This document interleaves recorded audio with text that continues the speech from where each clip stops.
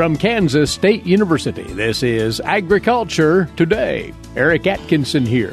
Ahead today, K-State's Dan O'Brien talks about signs of improvement in local corn and soybean price basis at Kansas delivery points, and he'll look ahead to the USDA's next grain supply and demand report during his weekly segment on the grain market trends. Then an agricultural policy specialist from Australia who is spending several months working with agricultural economists here at K-State as a Fulbright Scholar, Geoff Cockfield. We'll talk about comparisons he's making between agricultural policy and programs in his country and the U.S., and those program concepts he's learning about here that he hopes to promote back in Australia. And later on, K-State's Mary Knapp on Kansas agricultural weather, here on Agriculture Today. Hamburgers, roast, ribs, steak, or whatever you prefer. Beef, it's what's for dinner. Kansas cattle farmers produce 7.5 million head of cattle per year. It takes about 7 tablespoons of peanut butter to get the same amount of protein in 1 serving of lean beef. Support your local Kansas farmers and ranchers. Eat beef. This message was brought to you by the K-State Animal Sciences Leadership Academy participants.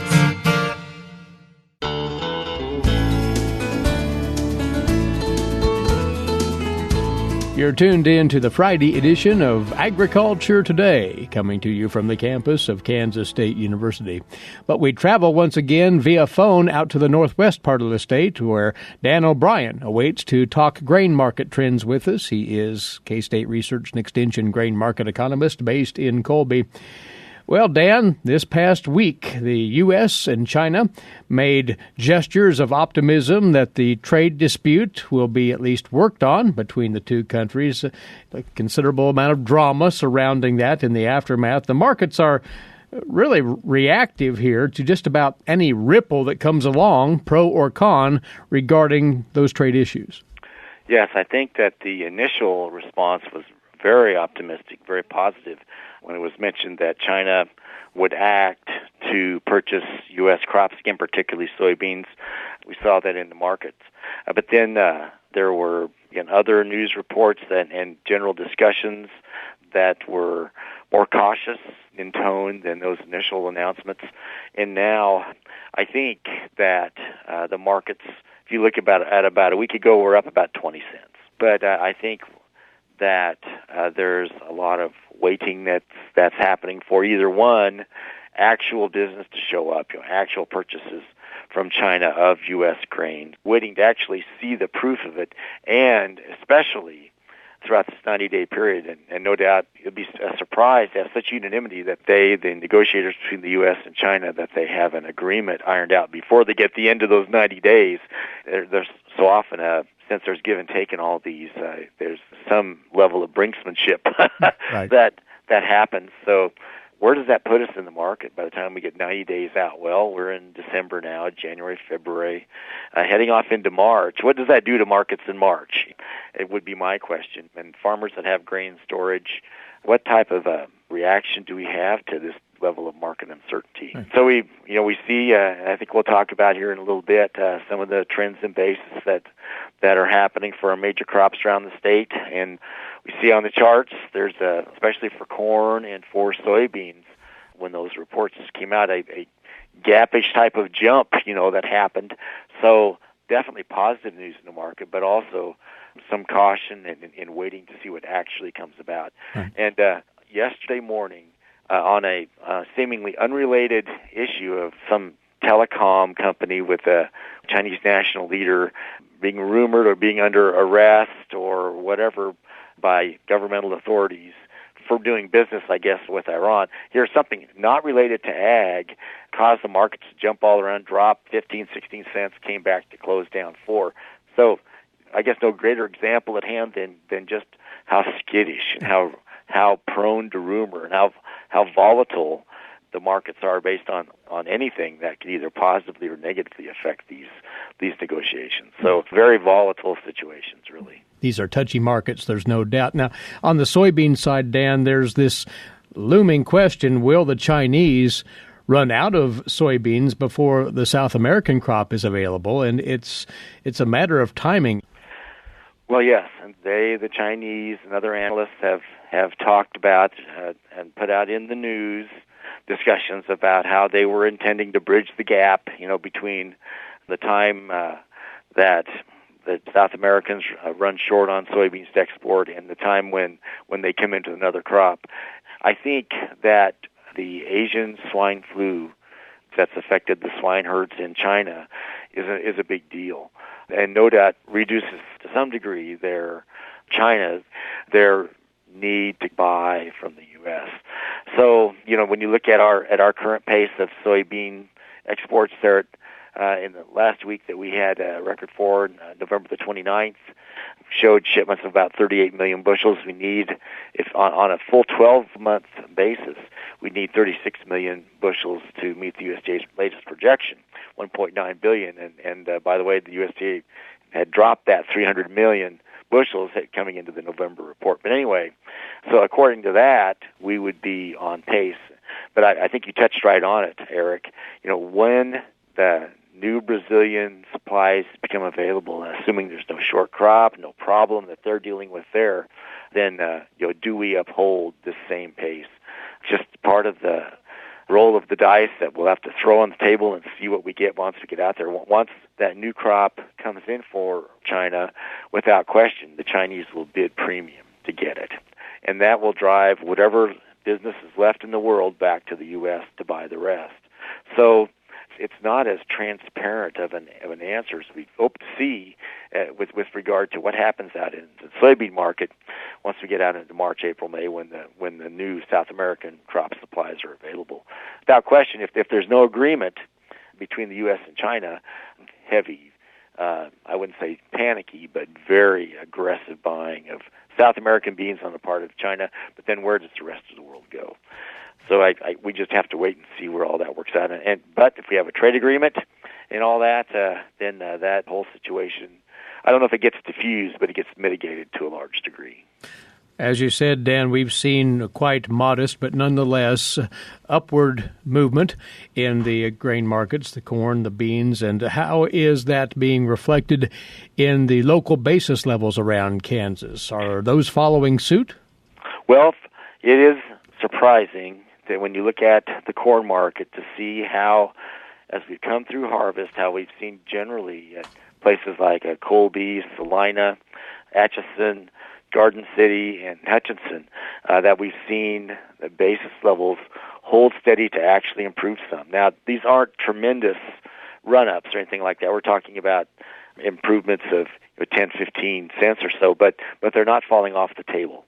What's a surprise, I think, for the rest of the state is the strength we had been seeing down in the southeast corner. When you look at basis bids in Columbus, Kansas, they were really strong through late summer, early fall, dropped off, temporarily jumped back up, and are doing some jumping around now. Latest numbers we have out of that community there is a basis at about 4 or 5 cents under lead futures.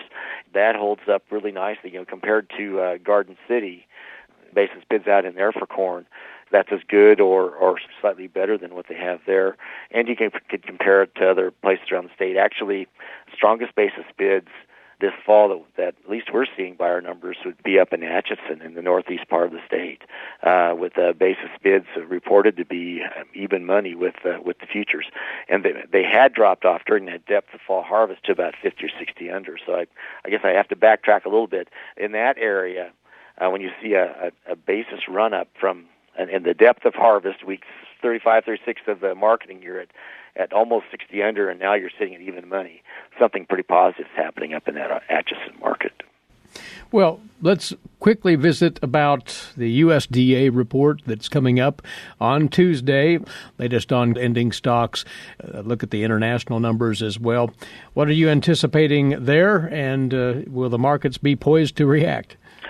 The December report is uniformly projected to have no impact, which is a dangerous situation because if anything does come in that affects the world stocks-to-use figures for corn, wheat, or soybeans, or if we get any surprise that we're not anticipating for Argentina or Brazil crop projections, which we probably not because it's pretty early in their process, or if we get any surprise, any adjustment from the USDA in terms of exports or whatever in our supply-demand balance sheets for corn, wheat, or soybeans, or for grain sorghum. Well, right now we're not anticipating anything. So it bears watching on Tuesday morning when the USDA numbers come out if there's anything other than just, as some would call it, a sleeper. And really, if there is a surprise, it would be something happening in terms of world stocks, perhaps another USDA adjustment in supply-demand balances in foreign countries or something that we saw in the last one or two reports. Unless something like that happens, there's not anticipated to be any major change. In fact, here we're in December, and really other than this news about the potential for improvement in U.S.-China trade relations, there's not a lot else that's out there happening in the grain markets. So a lot of grain storage, and we'll have to watch the trends, from now through the end of the year and then right after the first of the year. Typically, if people are waiting till after the first of the year, then if we see some improvement in basis heading up to the end of December, then what's going to hold once we get past the first of the year if people have delayed sales for tax purposes? And Dan, just a quick addendum on the wheat side. The International Grains Council is saying that world wheat production may be at a 3-year low. How does that figure in? And will the USDA reflect that as well? Well, in the aggregate number, yes. The USDA will continue to show very likely not much change in their large supply-demand number. And it's a 3-year low, but it's still pretty high historically. I think the challenge that I see, Eric, is pulling apart who actually has wheat and who doesn't. Still, the actual exporters of wheat are pretty tight, but the rest of the world has such abundant stockpiles that we just haven't seen any situation yet where buyers have gotten panicky, at least not yet. Until there's some worry in the market, it doesn't seem like the promise or hopes of higher wheat exports are in earnest yet. And come our next visit, next Friday, Dan, we'll have those USDA numbers in hand, and we'll talk about them. Until then, many thanks. Thanks, Eric. Take care. He provides input on the grain market trends each week for us, does research and extension, grain market economist for K-State, Dan O'Brien, and you're tuned to Agriculture Today. What is radon? Home exposure to radon gas is the leading cause of lung cancer death in the United States for non-smokers. In Kansas, 1 in 4 homes will test at or above the EPA action level. The Surgeon General recommends all homes be tested and fixed if necessary. Visit kansasradonprogram.org for more information. Test, fix, save a life. This message brought to you by the Kansas Radon Program, the Kansas Association of Broadcasters, and this station.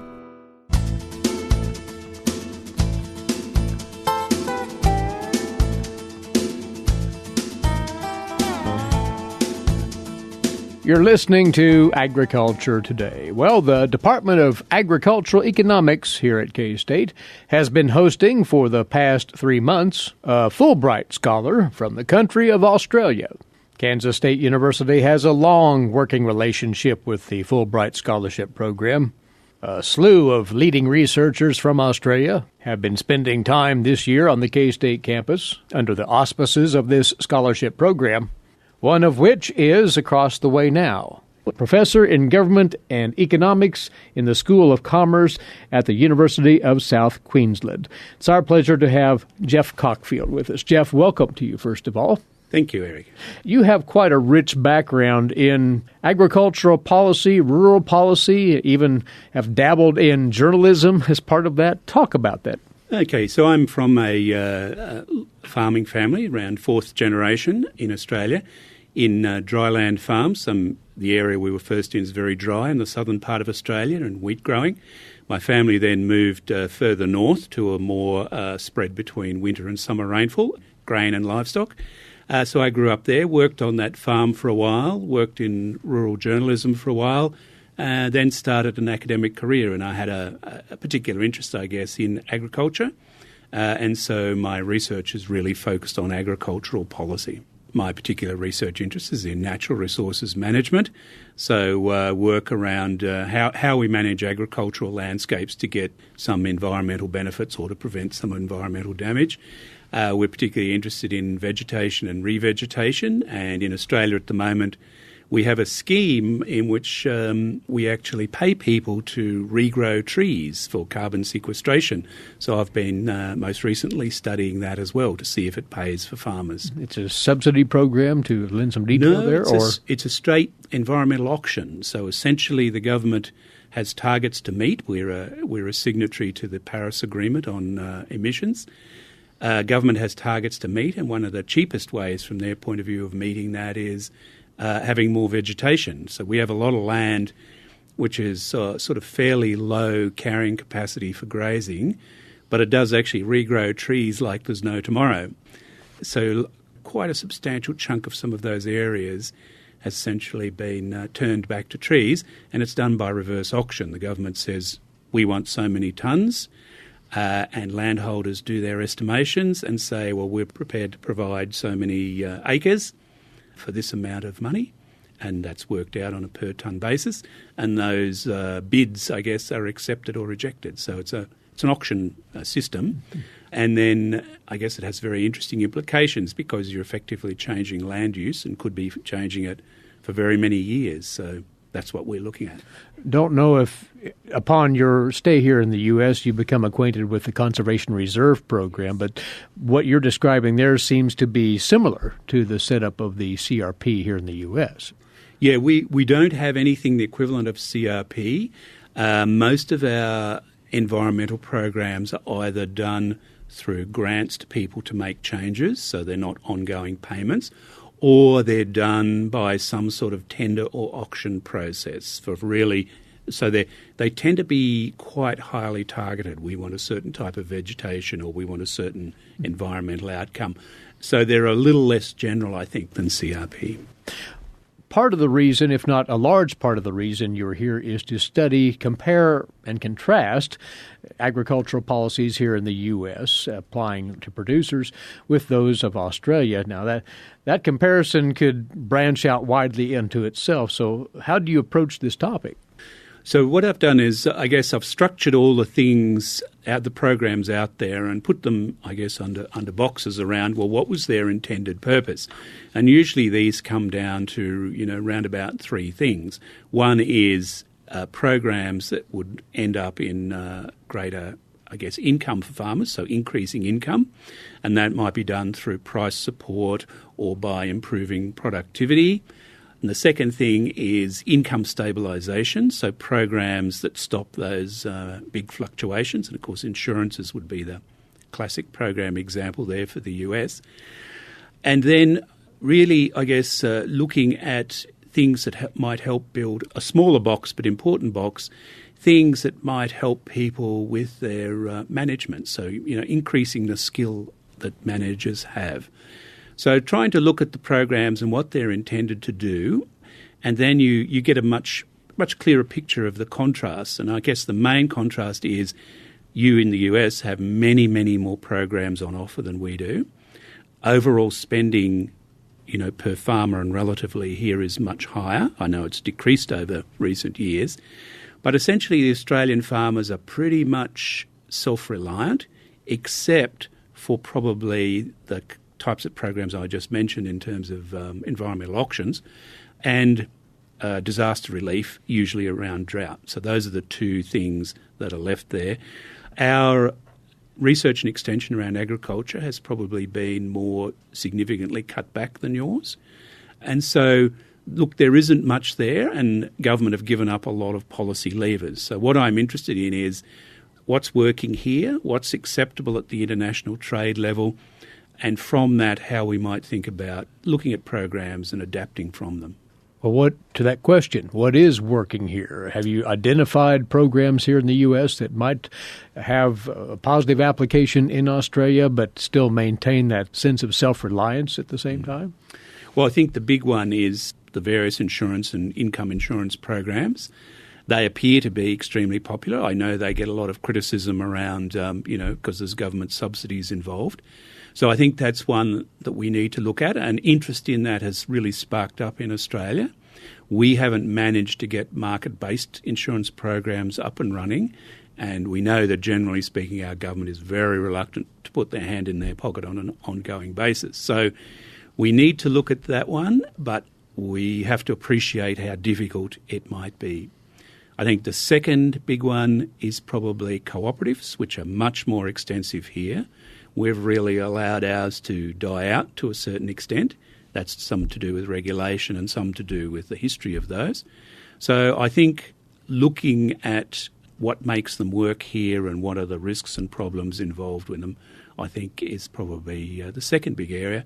And the third big one, looking here in the US and particularly at Kansas, you have a marvellous, marvellous system of extension, research and extension with the universities and the county agents and so on. And so I feel that we've really let a lot of that go, and we really should be looking at that as one of our major support planks, I think. Conversely, and it is a two-way street, you interact with folks in the agricultural policy realm here in the U.S. Those certainly attuned to that here at Kansas State. Is there something out there, generically speaking, that Australia is employing in agricultural policy that might have an application to some degree here in the U.S.? That's a very interesting question, and listeners might not like the answer, but the answer is we are an example of how you manage in a highly deregulated and defunded environment. Look, it is possible. It's not easy. The transition is very difficult. But it is possible for farmers to continue to operate reasonably well in that environment, but there are certain difficulties about it. So I don't think we have anything that I would particularly transfer, with the probable exception of, that the systems we are using around tenders and auction that are fairly highly environmentally focused, or that very specifically focused, they may be of interest there. And I think, so some of those sort of smaller things might transfer. But I think one of the areas to also look at for both of us is that issue of market facilitation. So in other words, is creating and maintaining markets for our farmers is a really, really critical factor, I think. And I notice a lot of work is done here, and I think we are looking very much at supply chains and supply chain improvement, and I think that's an area of productive exchange between us. Yeah. Well, Geoff, you've been here since September, and you will remain here at K-State in your Fulbright assignment until early 2019. Once you return to Australia, to South Queensland, how do you hope to take what you've garnered here in this experience back and potentially lead to some sort of implementation or at least consideration of that? Yeah, that's a very good question, and that's very much the focus of what I'm doing. So the luxury of the Fulbright is that I'm really able to go learn stuff and go back and spread ideas. So I'm actually preparing a kind of report from my work here, and I will be laying out the reasons why I think these are the 3 and 4 areas that I've mentioned should be considered back in Australia. And I'll be using networks there to kick off that discussion and say, this is what we really should be considering. Now, the political class is hard to influence, but I'll be wanting to kick off that debate, and I do have some networks to do that. Geoff, we appreciate you coming over. We wish you the best in your endeavors as you return home here in a couple of months. Congratulations on the Fulbright experience, and thanks for sharing a bit about it with us today. Thanks, Eric. And I'd just like to assure the listeners that we do own quite a bit of purple now that we'll be taking back with us, and we do consider ourselves wildcats now. He is Geoff Cockfield, professor in government and economics in the School of Commerce at the University of South Queensland in Australia. He's been spending the past few months here at K-State interacting directly with the Department of Agricultural Economics here at the university. We'll return after this break over the K-State Radio Network. While many people know hunger is an issue in developing countries, it is also a problem in our own backyards. In 2010, 1 in 7 Kansans struggled to put adequate food on the table. 2 K-State research and extension programs are tackling this problem. The Family Nutrition Program and Expanded Food and Nutrition Education Program reach thousands of Kansans in more than 70 counties. They learn how to eat healthy with a low budget. For more information about these programs, visit ksre.ksu.edu.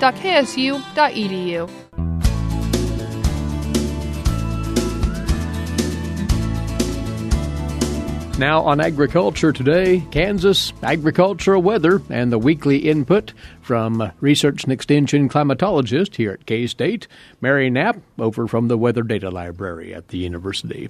We'll talk about the dreary winter-like weather of this past week in just a second, Mary, but you do now have the November climate numbers finalized for the state of Kansas, and as was hinted last week, a cold one it was, and seemingly anyway, a damp one as well. Well, it was cold, but not so wet. The wetness was very much concentrated in the north central and central part of the state.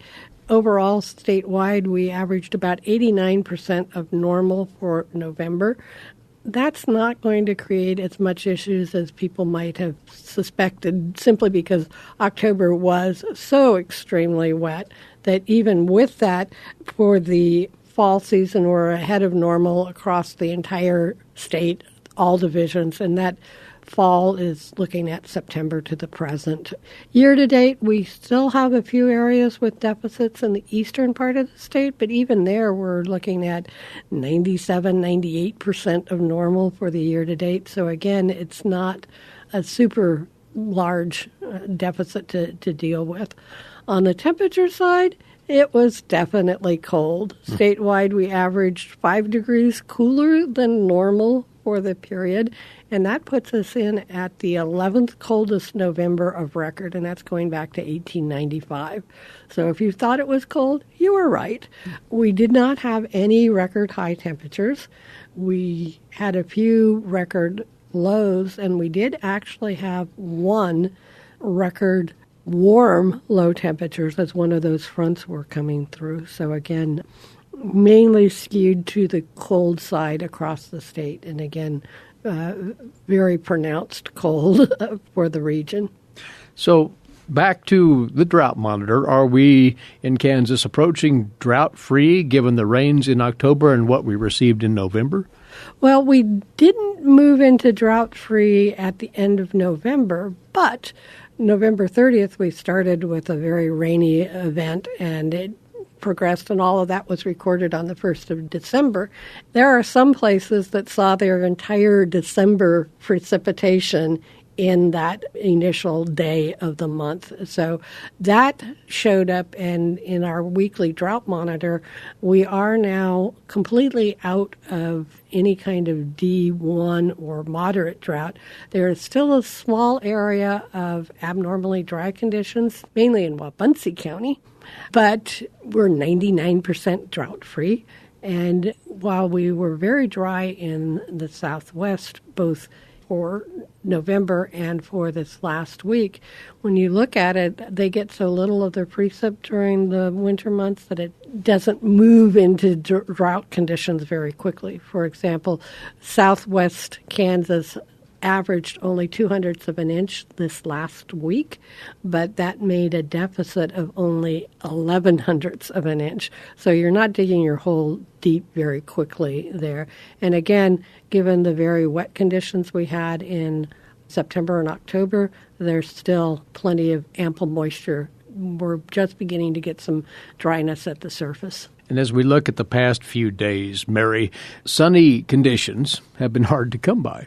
Right. We had a lot of clouds, and what was really interesting is we were getting a lot of these snow flurries in there. They only amounted to trace amounts, but again, it's very difficult to consider it dry when you're still getting something like that going through.